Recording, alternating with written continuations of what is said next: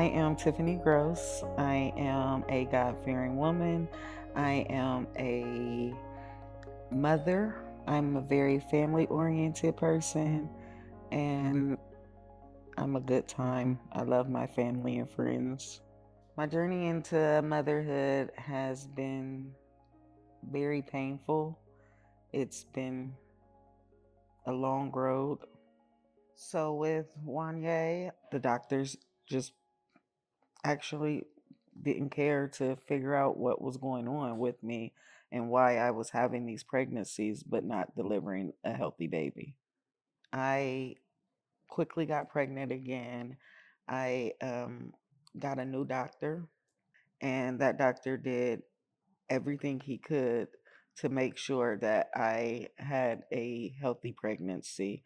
I ended up laying on my head for about 2.5 months in the hospital on bed rest, upside down, because my baby was trying to come out. I delivered Kalia early. She then went to the NICU for 3 months. Me going back and forth from the hospital to my mom's house every single day, going to the hospital, going to the NICU, trying to do skin to skin, taking the baby breast milk, because those are all the things that were going to give my baby a fighting chance.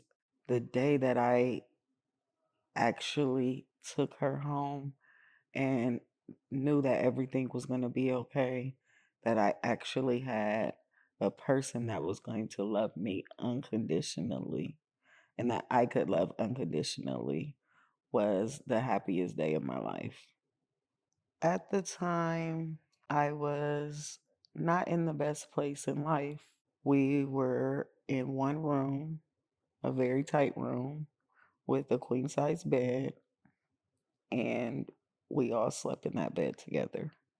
One morning, I woke up and she was not breathing. I proceeded to do CPR on her while we called 911. We got to Children's Hospital. They tried to resuscitate her to no avail. It didn't help, and they pronounced her dead.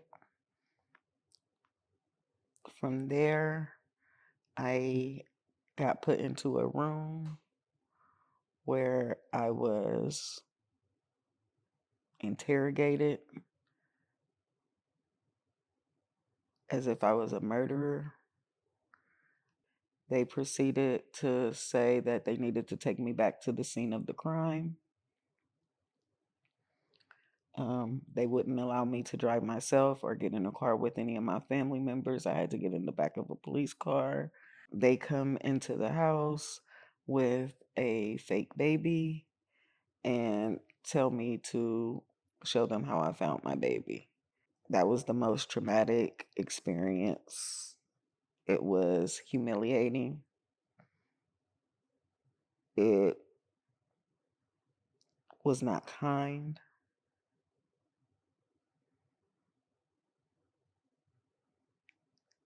It was just all wrong.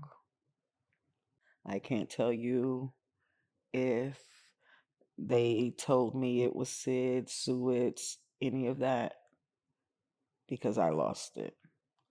This is baby number 3 that is now gone. I am mentally broke, completely broken. I became an alcoholic.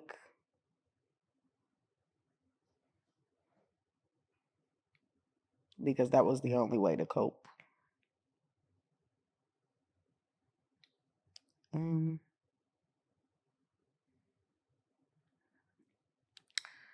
I went about life doing the best that I could,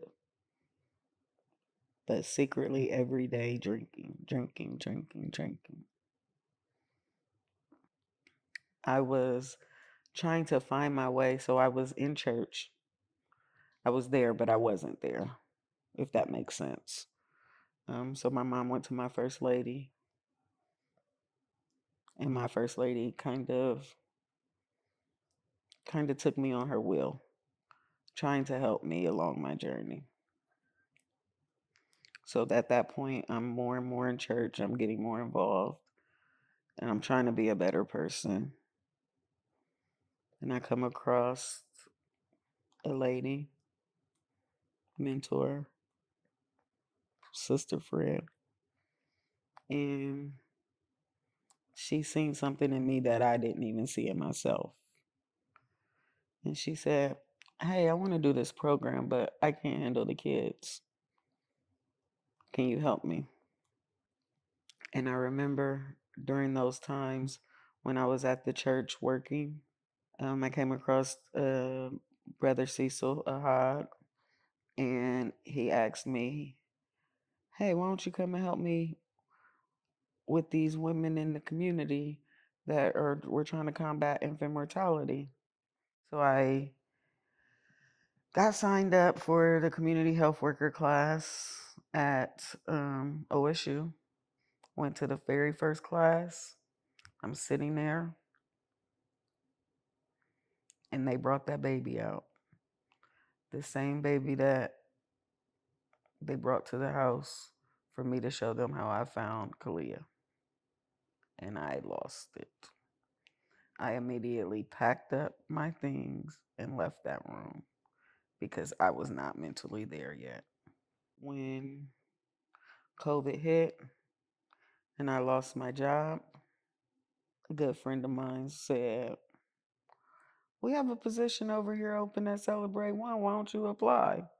My faith is very strong at this point.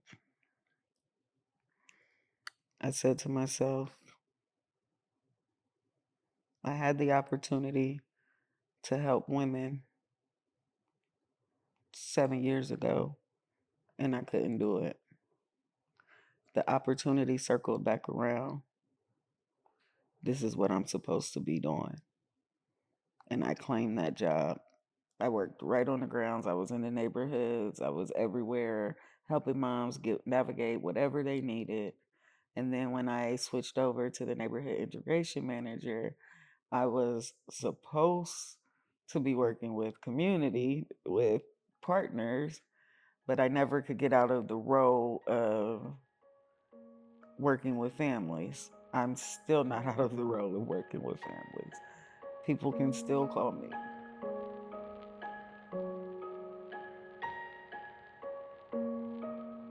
Almost 3 years ago, I'm thinking I'm going through menopause.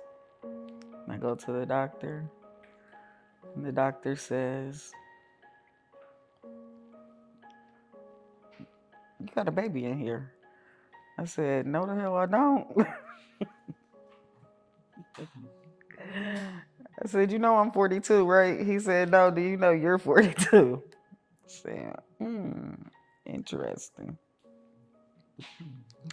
So I was blessed to get pregnant again. And I'm grateful to say that that doctor made sure I had a healthy pregnancy. And I have a amazing little boy, Kylan. That is everything. 2 years old. He'll be 3 in November. To a mom or a dad that is experienced or will experience the loss of a child,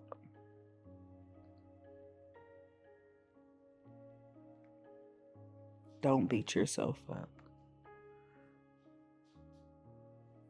Don't go down that road. I believed for about 5 years that I killed my baby. Not intentionally, but I truly lived with that every single day. And it beat me up. It tore me down. You have to believe in yourself. You just have to keep pushing. Remember your baby. Remember the happy times. Remember the smiles. Remember the giggles. Do whatever it is you got to do to push through. because there is light on the other side. 13 years later, I am reaping full benefits. I'm loving every bit of it.